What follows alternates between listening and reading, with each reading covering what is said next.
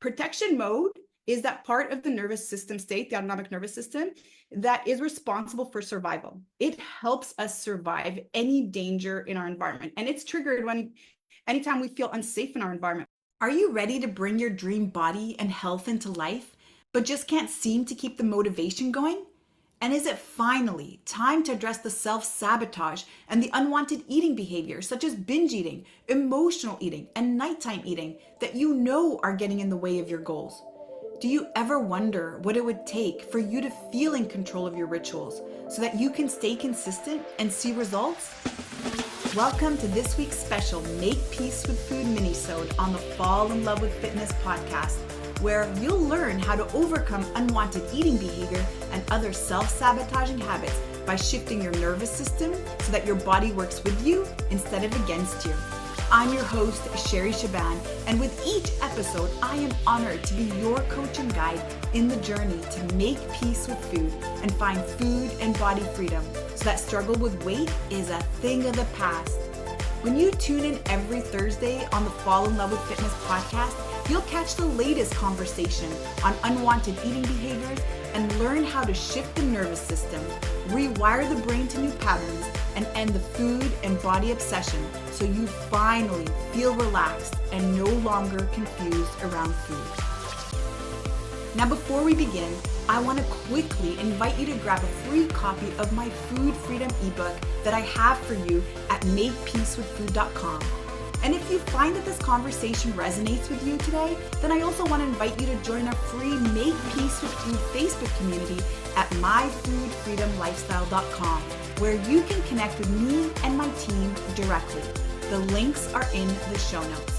And of course, if you know somebody who you feel could benefit from these conversations and discussions, make sure to share this podcast with them too. All right, athletes, now let's get into it. Some of you in here know me. You know me from different places. I'm that old. I've been around, I guess. And maybe I should share with you who I am, just so that you have a better perspective. And I'm going to share with you a story about me that you may actually not know. So if you did know me from the CrossFit world, if you did know me from the different masterminds that I've been in, if you do know me from even just coaching or working with me, then this is probably something that you may not really know about me. You may know I'm a DO, so I'm a doctor of osteopathy. I'm also a certified athletic therapist. I have a bachelor's degree in biochemistry and exercise science. I'm a big nerd. I am a certified hypnotherapist, and I'm an anti-diet, health, and life coach, which when I first started my career, I wouldn't have said that. But now where I am in this space, that is really important to state. And the reason why I throw in life coach there is because, again, soon you're going to learn that it's not just about the food. There could be other reasons that are going on in your life that are actually showing up as unwanted eating behaviors or other sabotaging behaviors. And so as we do this work together, we're going to be looking at our entire lives and not just what we're eating and how much we're moving. I'm also the host of the Fall in Love with Fitness podcast, which I launched in the pandemic. And it is top 3% globally of all podcasts out there. And so something I'm really excited about, very passionate about. And if you haven't checked it out, I really recommend that you do. The goal of this podcast is to really help you fall in love with fitness and ultimately yourself, so that you understand that transformation happens from the inside out. And your physical body is an outward reflection of that internal environment. That's really the message that I want you to know as you listen in. I'm also the creator of the HitDex app, also something that was born out of the pandemic. And this really brings all of my training philosophy into one space. I'm all about the short, intense workouts. By the way, the workouts are 7 to 12 minutes long, sometimes 20 minutes long.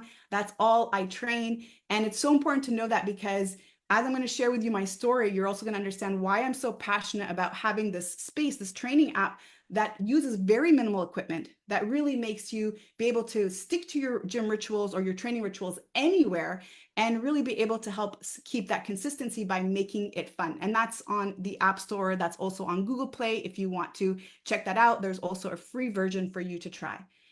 And then I'm the founder of Make Peace with Food, and we are the leaders in an anti-diet approach that helps people shift their nervous system so they stop the unwanted eating behaviors. They stop the self-sabotaging eating behaviors and other behaviors that are sabotaging their results. And the reason why this is so powerful and so effective is because unlike other programs that talk about unwanted eating, emotional eating, or binge eating, that get you to journal about your feelings or talk about how you feel and maybe brush your teeth so that you keep yourself from binge eating, we actually talk about the nervous system. We actually help people shift their nervous system because, again, very soon you're going to learn that every thought that you have creates chemistry in the body.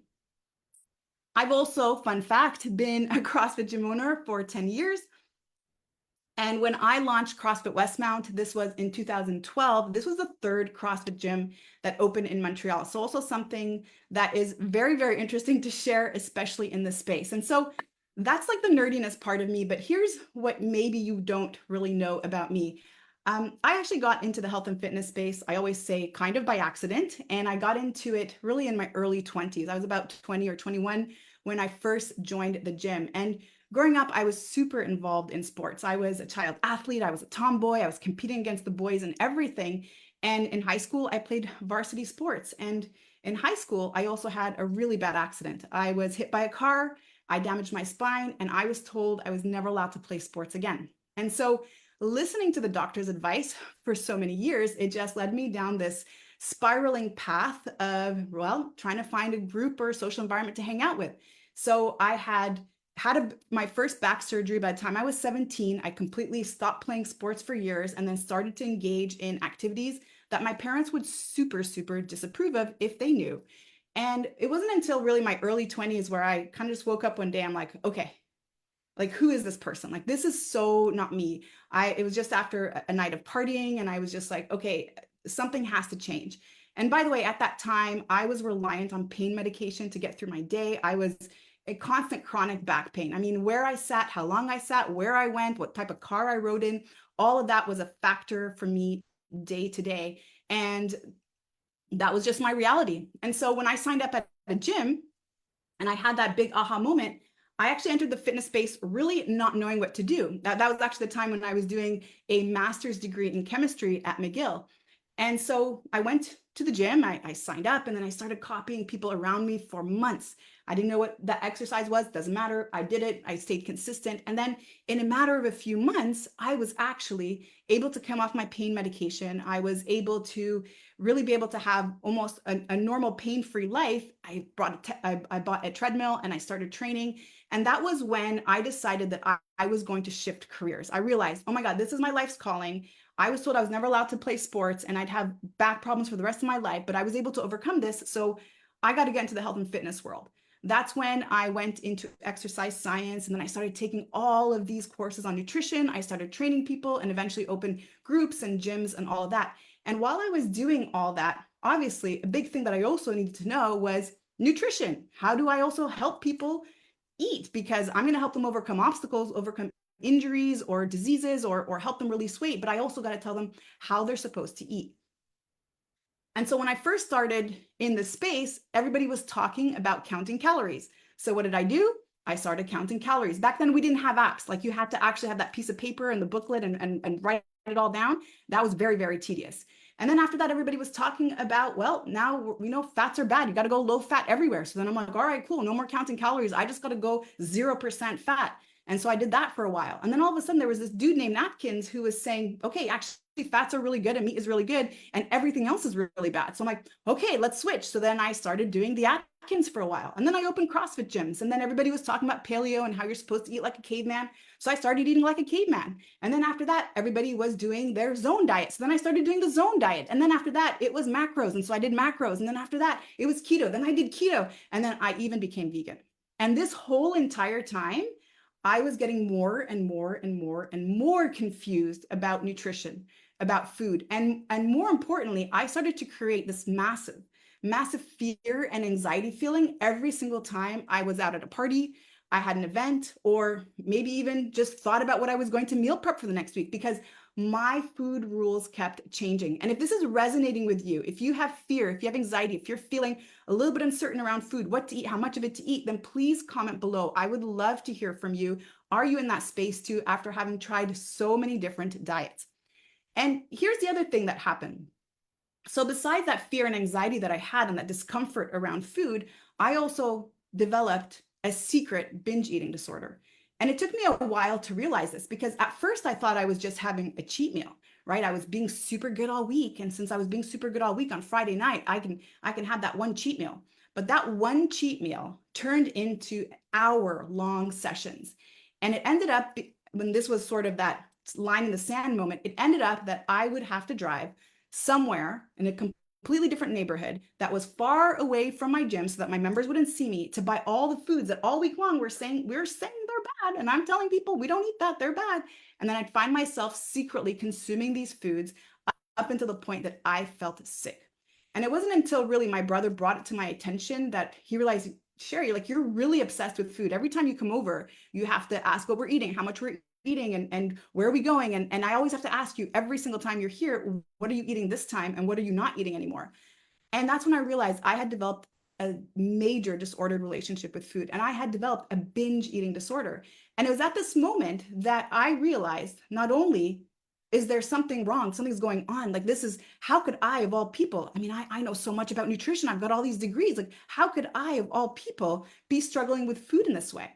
And it was at this point that I realized that not only was I struggling with a disordered relationship with food, but so were all the people that I was helping create meal plans for. Because I would notice they would do really, really great for the short term while they were on the meal plan. But then the moment that they stopped, well, that's when all the weight would come back. And that's when all the compulsive eating disorders and relationships would come back. And so it just dawned on me that there was something going on here. And so that led me to a journey where I really started to pull up everything I knew about osteopathy and biochemistry and the human body and everything that I learned, and understand that what's behind unwanted eating, what's behind self-sabotage, what's behind this compulsive overeating or feeling out of integrity around food, all of that is a nervous system issue, which I'm going to be sharing with you today. All right, so without further ado, let's talk about the nervous system. I love this conversation because I hope today that what you're about to hear is something that you're hearing really for the first time. And again, why this is important is because after this conversation, you're going to realize exactly what's going on and how this whole entire time, it was not a discipline issue. It was not a motivation issue. It wasn't that there was anything wrong with you, which is why you noticed you're constantly self-sabotaging. So the part of the nervous system that we are interested in and that we talk about is the autonomic nervous system. Now, there's two parts of the nervous system. There's the central nervous system, and then there's the autonomic nervous system. The central nervous system is the one under our voluntary control. So if I say raise my arms, Sherry, I raise my arms, right? That is the muscles, that is the nerves that actually do motor function. But the autonomic nervous system, that's the part of the nervous system that controls heart rate and controls respiration. It controls blood pressure. It secretes hormones. It's really taking care of all the things that we don't need to think about right now. So we're all digesting right now. I don't have to tell my body to digest and tell my liver to produce enzymes. It's taking care of itself. This is under the governing function of the autonomic nervous system. Now, the autonomic nervous system is separated into two components. We have sympathetic and we have parasympathetic. Parasympathetic, you may have heard of as rest or digest, and that is more of our default mode. You're going to hear us talking about that as safety mode. So parasympathetic, rest and digest, moving forward, you're only going to hear it as safety mode. Now, the sympathetic nervous state, that is fight or flight response. That is the part of the nervous system that gets ready for you to take action, to be able to run, to fight to protect yourself, or to flee, or even to hide or freeze. And we're going to talk about this part of the nervous system and refer to it as protection mode. So protection mode is going to be sympathetic and safety mode is parasympathetic. And the reason I term them that, protection mode and safety mode, by the way, you're not going to find these terms anywhere else. These are terms that we've created here inside our program. If you do find them elsewhere, I'm telling you that it's been swiped from here. We have it all over our sites, all over the podcast, and I'm actually starting to hear these terms coming up a little bit more. And the reason why we call them protection mode and safety mode is because a lot more happens than what you're seeing here. You're seeing pupils and salivation and airway and heart rate and stomach digestion and all these things. But what we don't also know is that these nervous system states, so protection mode and safety mode, also govern our thoughts and our emotions, okay? Protection mode is that part of the nervous system state, the autonomic nervous system, that is responsible for survival. It helps us survive any danger in our environment. And it's triggered anytime we feel unsafe in our environment, which we're going to expand on in just a moment. But protection mode is really there to help you run, to help you fight, to help you really be able to protect yourself for just that moment. But it's only supposed to be there for the moment, because the majority of the time you're supposed to be living in safety mode. So it's desirable for the body to actually be in safety mode. And what happens in protection mode, and this is going to start to make sense, because the body is geared for survival and its one primary function is making sure that you do not perish, it's going to do everything possible to make sure that you conserve as much energy to help you survive longer. And so what it does is it slows down your metabolism right away. When you are in protection mode, the first thing that happens is your metabolism slows down. And this is happening on a physiological level. So physiologically, your metabolism slows down. Your body learns to conserve energy. You're going to feel more tired. You're going to feel more sluggish. You're going to feel lazy, as they say. You're going to feel lack of motivation. But that's really your body trying to protect you by helping you conserve energy. It doesn't want to use its stored fat reserves because, oh my goodness, like you may need them. It has no idea. This is the reptilian brain, right? This has no idea whether or not there really is a famine coming. The only goal is I need to ensure survival. So what I'm going to do is I'm going to make sure that as much energy as we have is going to last longer. Now, the other thing that it does is it turns on the binge response. It turns on the binge response. Now listen carefully, the binge response. This is a natural part of the reptilian brain. We all have that mechanism that we're able to turn on depending on which nervous system state we're in. Why is that? Even though we don't like it, even though we don't want to overeat, even though we feel out of control around food, even though we call it emotional eating, what's really, really happening is that your body, again, is just lovingly trying to ensure your survival. It just feels like there's a threat. There's some sort of threat in the environment, and it wants to make sure that you're going to stay alive. And so what does it do? It asks you to eat. But notice it doesn't just ask you to eat just about anything. It's not asking you to eat celery and carrots, right? Do you ever notice when you're feeling emotionally hungry or you're in a binge, you're not like, oh, I really am craving a salad and I think I want some cucumbers in there. No, you're thinking about high calorie, high fat foods. And that's an intense craving that you have. And so this begins to explain why you have so many intense cravings that are insatiable. It's like a bottomless pit. And that's exactly what your body's trying to do. It's trying to get you to store as much energy as possible in the form of body fat. So again, here we are, let's diet, and we're going to get into why that actually harms us in just a moment. Let's diet, let's keep moving, let's exercise a little bit more, let's do a little bit more cardio because I got to lose weight. But your body's fighting you. It's like, no, you're going to eat. No, I'm going to make this workout really suck. Like I'm going to make you feel exhausted. I'm going to make you want to change your mind. I'm going to project thoughts and emotions that are going to talk you out of everything that you're doing. That's what your body's doing when you are in protection mode. Okay. Now, safety mode, like we said, that is the natural state of our nervous system. We should likely be in this nervous system state for about 80% of the time. 20% of the time we can be in protection mode, but then we have to come back to safety mode. And that's not really what we do in our environment, right? In our society, what do? Go, go, go, make more money, buy more things, do more stuff, be successful, go, go. And then all these life events and kids and this and be perfect and be a perfect mom. And you have to do all these things. And so we're doing all these things and constantly in protection mode, finish one project, move into the next, finish this, go into the next, finish a traumatic event, and then another traumatic event. We never have a moment to go back to safety mode. But safety mode is where all the healing happens. Safety mode is actually where fat release happens too. Remember, protection mode favors fat storage. Safety mode favors fat release. And that's where digestion happens. Remember, it's rest and digest. And so our gut that's responsible to break down, assimilate nutrients, and really oxidize fats, all of it, our digestive system, that's not favored, because when we're in protection mode, what is favored is our muscles, it's our extremities. All of our blood flow goes to the arms, to the legs. We're ready to take action. This is not as important, right? So our digestive system is not as important. We're binging, we're overeating, we don't want to move. and we're ready to somehow ensure our survival. And so in safety mode, we can favor digestion, we can favor healing, and that's where we're creative. That's where really ideas flow. And if you notice, and if you watch any animals in the wild, they don't tend to procreate until they're feeling safe, right? Until they found shelter and food and there's no other animals trying to eat them, then they make babies. Otherwise, they don't make babies.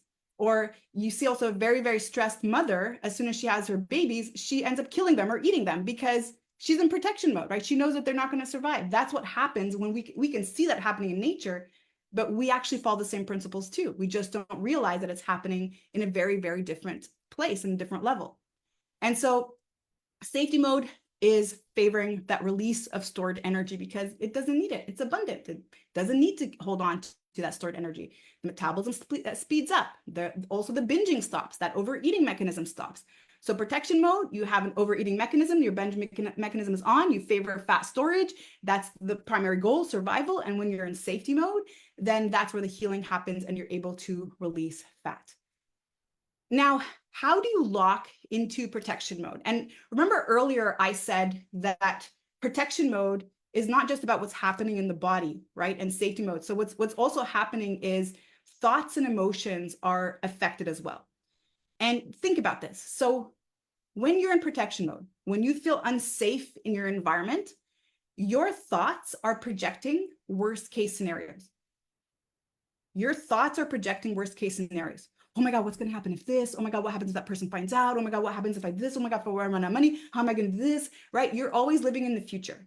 Your thoughts are projected in the future, in the uncertainty, making you feel anxious, overwhelmed, stressed, maybe even depressed, right? Worried, doubtful, frustrated, all of these emotions, right? So when you're in protection mode, your thoughts are always going to be projecting on things that take away your peace. You're going to be projecting your thoughts into the future about things that worry you, or you're projecting things in the past, things that you regret, things that are remorseful, things that you wish you would have done differently. Oh, when I was in my 20s, I used to weigh X number of pounds, or oh, I used to be so, right? Or, oh my God, why did I eat that? Oh my God, I told myself I wasn't going to eat that, right? We're going to get into how you, with your own thoughts, you're actually keeping yourself trapped in this cycle, right? And so it's really important to note, because if we can understand that thoughts and emotions drive an action, we're going to really be able to start to interrupt this pattern. And why, when we're in protection mode, we tend to project worst case scenarios or think about worst case scenarios, because again, it's still part of that survival mechanism, right? Because if I can project the worst possible outcome, theoretically, I'd be able to prepare for it. So if somebody bursts into my room right now with a gun, I'd be like, oh my God, my kids, where are they? Oh my God, and what this is with my dogs, and then where do I have money, and where do I have, right? You're starting to think of all these things. Why? So that I can start making plans. So I can start protecting myself. And that's why your thoughts are focused on the future. It's actually just to help ensure your survival. If I can plan for it, I have a higher chance of making it out alive, right? And so you lock yourself into protection mode anytime you're feeling unsafe for a prolonged amount of time. Now, safety is an interesting word, because safe doesn't, again, mean that that person's going to run in my room with a gun, but safe means comfortable, at ease, right? So I could be in a relationship where I feel uncomfortable all the time. I could maybe be with somebody who keeps saying things that may be triggering. It could be some narcissistic comments. That makes me feel unsafe. I could be in a job where I'm always worried about job security. That would make me feel unsafe. I could also be every single morning looking at myself in the mirror and calling myself all kinds of nasty words, making myself feel unsafe. I could feel unsafe just around food. I don't know what to eat. When should I eat? How much should I eat? Why did I eat that? All these thoughts make me also feel unsafe. So if I do that for a long amount of time, and I'm talking about more than 72 hours, I'm going to lock into protection mode.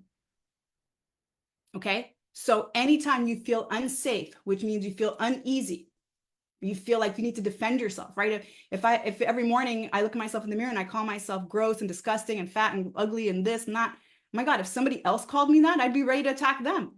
But that's what's going on in my mind all day long. That's making me feel unsafe all day long, right? And then another thing that locks us into protection mode is trauma, especially unresolved trauma.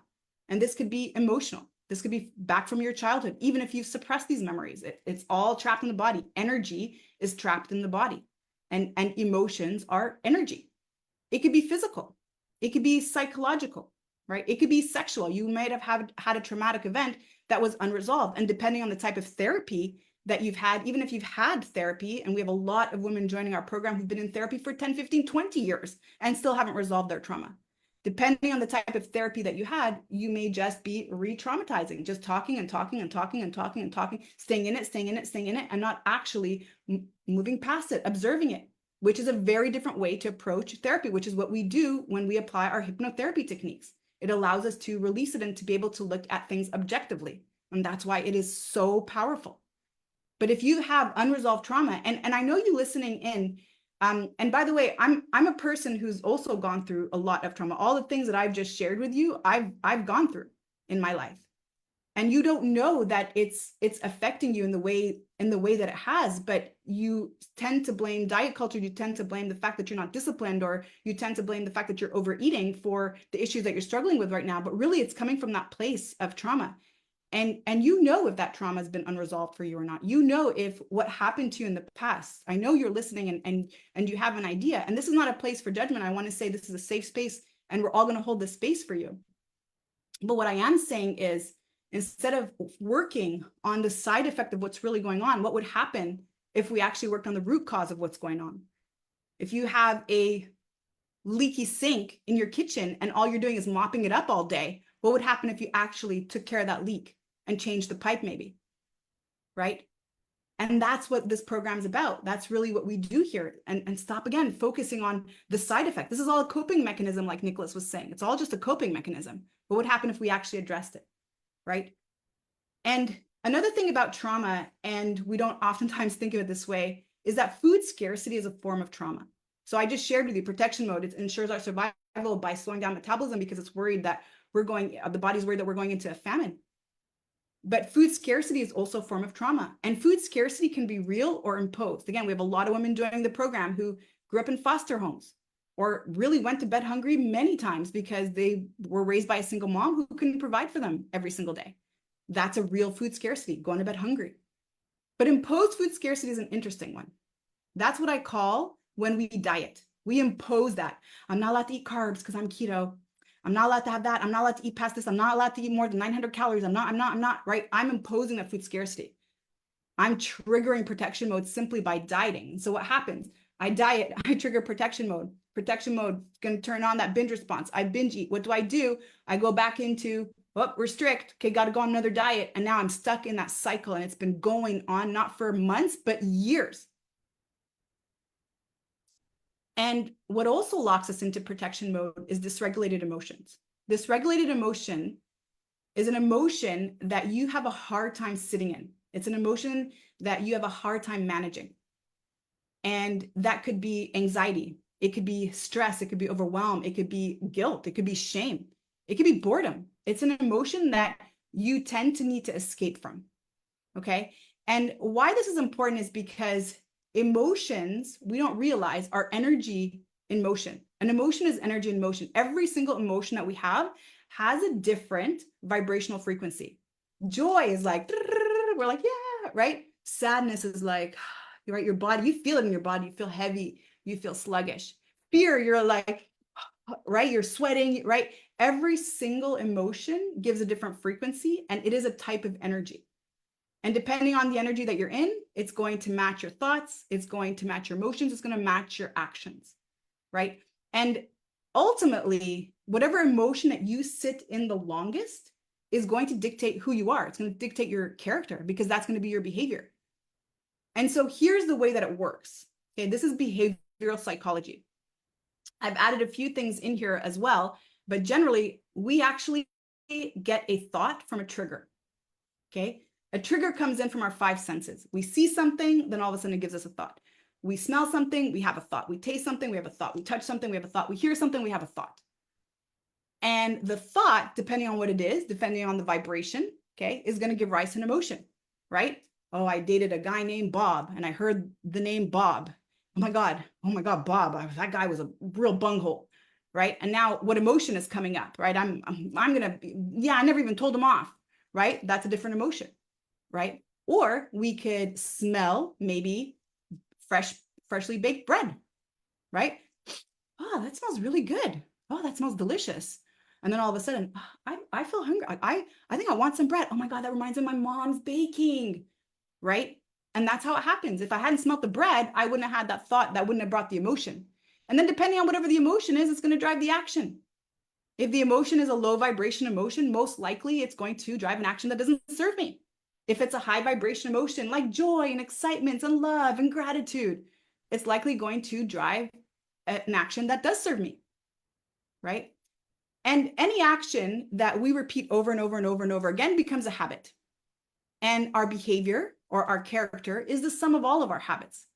And so if you understand this, if you understand how you can break this pattern and then rewire the nervous system and the mind to new ones, you're going to actually be able to release all of these emotions, because every emotion that you have. So if you did have a traumatic event, and I've had many traumatic events in my life, sexual, physical, emotional, and I've had to work through them because they were all trapped in my body. They would show up and start to impact different areas of my life and impact my behavior.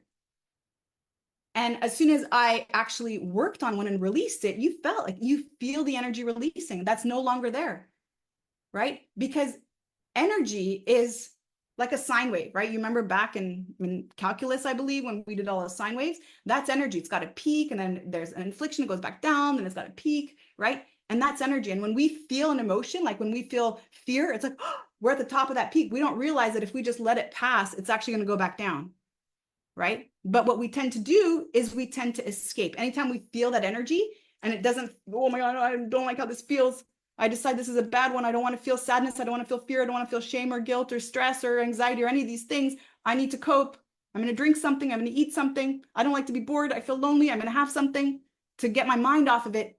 It's because we never allow that energy to just pass. As soon as we feel that peak, we tend to stay there. We're about to talk about our binge loop. And this comes from the reptilian brain. So every single thought that we have creates chemistry in the body. So you have a thought, and that happens in the brain level, like I just shared. And what happens is you release something called a neurotransmitter.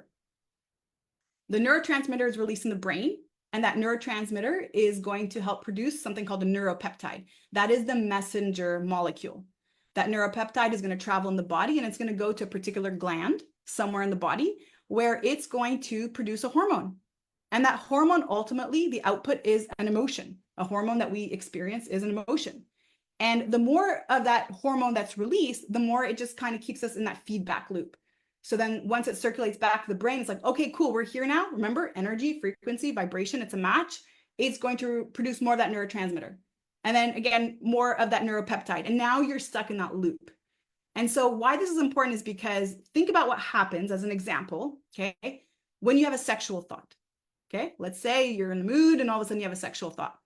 You notice that certain areas in the body respond to that thought, right? Because you have the thought and all of a sudden neurotransmitter, neuropeptide goes to the gland, boom, there's a hormone release. Now you're getting more of that and now you're in a loop, right? Well, the same thing happens when we have a self-deprecating thoughts. When I have a thought that I'm a loser, or I'm not enough, or this is never going to work for me, or I'm never going to be able to lose weight, that also produces a chemical in the body. And that's the binge loop. That's what actually keeps us stuck. And so if you understand how this works, you're going to be able to interrupt this pattern. Again, we show you exactly how in our Make Peace with Food course. And so I hope by now that you realize that the key to ending compulsive overeating and abolishing the cravings and stop all the self-sabotage, even if we're not talking about food today, even if what you're also experiencing may be cannabis use or alcohol or overspending, whatever that is, the only way that you can really, really stop it is by shifting the nervous system from protection mode to safety mode. Again, you can't just keep mopping up the floor hoping that suddenly and magically that sink is going to stop leaking, right? You have to actually get to the root cause of the issue. And I also think that by now, that you know on some level that that must be it, because I'm sure, like me, you've tried many different diets. You've started to notice that after every single diet, your relationship with food kept changing, that you started to have a more disordered relationship with food, that it just kept escalating. And you started getting more and more confused and found yourself compulsively overeating and starting to develop these habits and behaviors, because that's the reward system that we set up in the brain. The more we restrict, the more we want it, right? And again, that is the restrict, binge, punish, promise cycle that we talk about. You have a binge, then you're like, oh my God, I can't believe I just binged. What the hell, Sherry? You said you never do this. Like, I can't believe you just did that. And then after all the beating up happens and all the punishment happens, you make a promise. Okay, as of Monday, I'm going to clean it up. It's never happening again. That's it. As of Monday, I'm never, ever, ever eating dessert. Tomorrow's a new day. That's it. It's never happening again. And that's the promise cycle. And then after the promise cycle, you go back into another restriction. You restrict again. And as you restrict, you build, again, that dopamine reward system. This is all happening in the brain on a nervous system level. You're building up a reward system, and it's driving you to want and desire that thing that you're restricting even more and more and more and more. And again, the way out of it is not going to be through more dieting. It doesn't matter how organic your food is. It doesn't matter how calculated your macros are. It doesn't matter how many hours of cardio you do every single week. I think, again, you know that by now. You've probably tried that. And they say repeating the same thing over and over and over again, expecting a different result, is called what? Insanity, right? Like, okay, I've just been doing that for 20 years. I'm still going to go look for the next diet. Okay, yeah, Weight Watchers worked for me. Things worked for me. Well, let's define what worked for you. Because it gave you temporary results. Does that really mean it worked for you? Or did it leave you more confused? Noticing that with age, you're still gaining more and more weight. We're going to talk about why that's happening tomorrow, right? And also on Wednesday. And if you understand this, again, we can't keep repeating the same patterns, magically hoping, praying, and wanting it to suddenly change magically overnight. It's not going to happen. And again, I think you know that by now, because you wouldn't be here. You wouldn't be here. If things were working for you, you wouldn't be here ready to actually hear maybe something new, something different. And so this is the last thing I want to share with you today in terms of the geeking out together. But this is basically what's going on, right? I shared with you that there's a trigger that comes from the environment, and that trigger, this is all, by the way, been downloaded in your mind. This is a pattern that's playing on repeat over and over and over and over again. And that's why you behave the same way that you've always been behaving around food and around other coping mechanisms.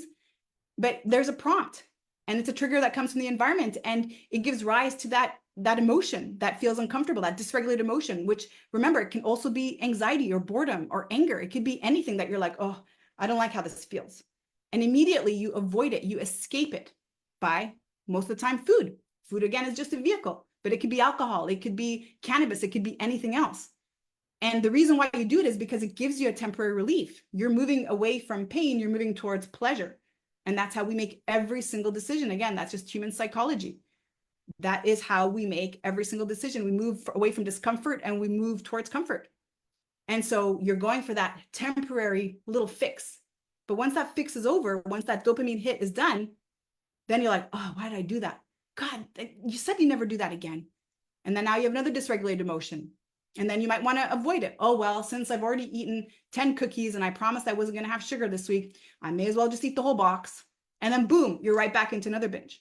And the more you're in this cycle, it also facilitates your next binge. And so this is the behavioral analysis model. This is, again, you have many of these patterns that are installed in your mind, and your mind runs software. It's like every single pattern of behavior that you go through that has hormones and chemicals, like I shared with you, every thought creates chemistry in the body, that becomes a pattern that you run on repeat. And no amount of restriction or dieting or, again, non-GMO foods are going to help you get out of it. You really have to understand how to break this pattern, because I think that you know by now that if the self-sabotage stops, that's really where the transformation begins. It's not a discipline thing. It's not a lack of motivation thing. It's that we're engaging in these patterns where we're constantly binge eating or mindlessly eating or nighttime snacking. And that is causing the long-term side effect of unwanted weight gain. And weight gain is just one thing. Who cares? Like that's just one thing. But really, what about all the other stuff? What about being a role model for your kids? What about feeling comfortable doing the things that you love? What about releasing pain from your knees or your shoulders or your body? What about being able to get off pain medication or other types of medications for chronic illnesses or metabolic diseases? What about all that stuff? The weight is just one thing, but we know what's happening. We know what's actually driving that. All of that, the outcome is just because of that self-sabotage. It's because of that coping mechanism. And so when you release the coping mechanism, when you stop the unwanted eating behavior, what do you think is naturally going to happen? If you stop binge eating, if you stop emotional eating, if you stop nighttime snacking, there's no more cravings, like you just don't do that anymore, what do you think happens? And none of these athletes, as I call them, have restricted or dieted. They just worked on their eating behavior. They worked on their relationship with food. And naturally, weight releases itself. And it happens so enjoyably and so easily. And I know that that's hard to believe, because what do you mean? I've tried it. Right. But while you're exercising, you're beating yourself up. And while you're eating your salad, you're beating yourself up, putting yourself in protection mode, leading to more binges. If there's that one takeaway that I want you to have and walk away with, is that there's nothing wrong with you, right? This is irreversible, and this can happen at any age, and it's never too late. That's really, really important to know, because I've been in this space for 25 years, and putting my own struggles aside, just working with so many women. And when I first started the health and fitness space, I was given the meal plans and I was doing all those things and prescribing that to my clients too. But just being in this space and really seeing how much of an emotional burden weight and food and body image has on us women specifically, it's so incredibly enlightening. And so it's fun to have these conversations, and it's fun for me to share with you and to break down all of these, what I really feel misconceptions around what dieting is, what weight loss is, what fat loss is, what nutrition even looks like. It's so important to break that and really challenge the status quo and understand that there's a way for you to be more intuitive with your body. And intuitive eating doesn't mean that you're binge eating, by the way. That's also another misconception, which we'll touch on. Intuitive eating doesn't mean that I'm going to eat 6 donuts. That's not intuitive eating, right? That's a disordered relationship with food. But that that your body needs this much today, or that much today, or more of this and less of that. And once you get into that place, oh my God, like imagine how you're going to look at the world very, very differently. Imagine what can be freed up for you to start to focus on the other things in life. Like I shared with you, I had major anxiety going to social events. I used to turn down a lot of social events because I knew they wouldn't have what I wanted to have this week. And I just felt very, very afraid that if I would go, it would lead me to binge later. And that was real. That was like a real thing for me that I struggled with for a long time. Thank you for listening to this week's Make Peace with Food Minisode on the Fall in Love with Fitness podcast. If this has resonated with you today, I want to invite you to subscribe to the show so you never miss a beat. And if you know someone who could benefit from this conversation, then please share this episode with them. Let's work together to help as many people as possible make peace with food and fall in love with fitness. And by the way, I need to mention that if you rate and review this podcast on iTunes and send over the screenshot to Sherry at sherryshaban.com, you'll receive a $500 voucher to join me at one of my upcoming retreats, or to use it in our Make Peace with Food coaching program. And don't forget to visit myfoodfreedomlifestyle.com to join the free Facebook group for more resources. And remember, athlete, you are an inspiration. I cannot wait to hear your story.